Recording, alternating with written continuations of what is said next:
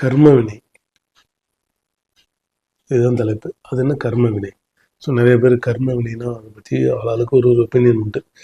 பொதுவாகவே கர்ம வினைங்கிறது ஜோதிட உலகத்தில் அதிகமாக அடிபடுற ஒரு வார்த்தை, ஒரு சென்டென்ஸ் அப்படி எடுத்துக்கலாம். கர்ம வினைன்னு ஒன்றும் கிடையாது. நீங்கள் இந்த பிறப்பில், அதாவது இந்த பிறப்பில் என்னென்ன கஷ்டத்தை அனுபவிக்கிறீங்களோ, என்னென்ன நல்ல விஷயங்கள் அனுபவிக்கிறீங்களோ, எல்லாமே நீங்கள் செய்த தவறுகளுக்கு கஷ்டத்தை அனுபவிப்பீங்க. நீங்கள் செய்த நல்ல விஷயங்களுக்கு நல்லது அனுபவிப்பீங்க. இவ்வளோதான் கர்ம வினையோட அடிப்படை தத்துவம். நீங்கள் செய்த தவறுகளுக்கு தவறை அனுபவிப்பீங்க, அதாவது கஷ்டத்தை அனுபவிப்பீங்க. நீங்கள் செய்த நல்ல விஷயங்களுக்கு நல்லது அனுபவிப்பீங்க. ஸோ அடிப்படையில் என்னன்னா, இன்னொரு மனிதனுக்கு நீ கெடுதல் நினைத்தால், இன்னொரு மனிதன் மனம் புண்பட்டால், ரணப்பட்டால், அதற்கு காரணமாக நீ ஆகப்பட்டால், இந்த ஜென்மத்தில் அதே மாதிரி உன் மனம் புண்படும் அல்லது ரணப்படும்.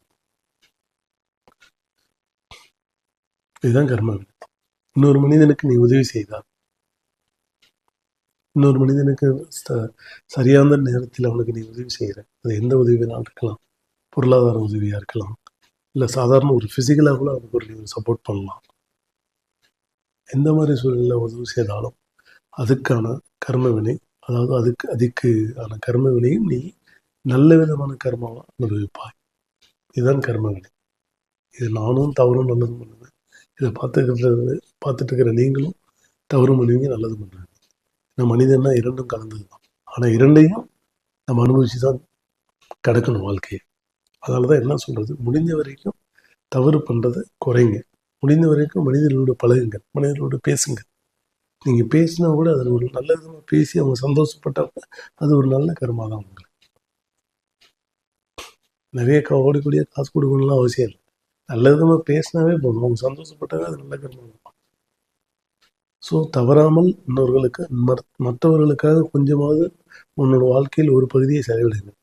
சந்தோஷமாக பேசுவது, சந்தோஷமாக நடத்துவது, ஒரு வித சாப்பாடு போடுறது, ஒரு ஹெல்ப் பண்ணுறது, சின்னதாக ஒரு ஹெல்ப் பண்ணுறது, உங்களோட சக்திக்கு ஏற்ற மாதிரி இதை தொடர்ந்து செய்யுங்க.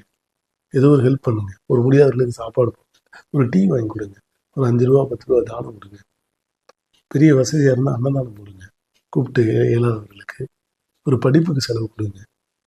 இப்படி எத்தனையோ விதத்தில் நீங்கள் சின்ன விஷயங்கள் அவங்களுக்கு செய்ய உங்களோட சுபகர்மா ஏறிக்கிட்டே இருக்கும். அதன் மூலிமா நீங்கள் நல்ல ஒரு பிறவியை அடையலாம், நல்ல ஒரு வாழ்க்கையை நீங்கள் அனுபவிக்கலாம். சுபகர்மாவோட கிரெடிட்டை அதிகப்படுத்துங்கன்னு சொல்கிறேன் நான்.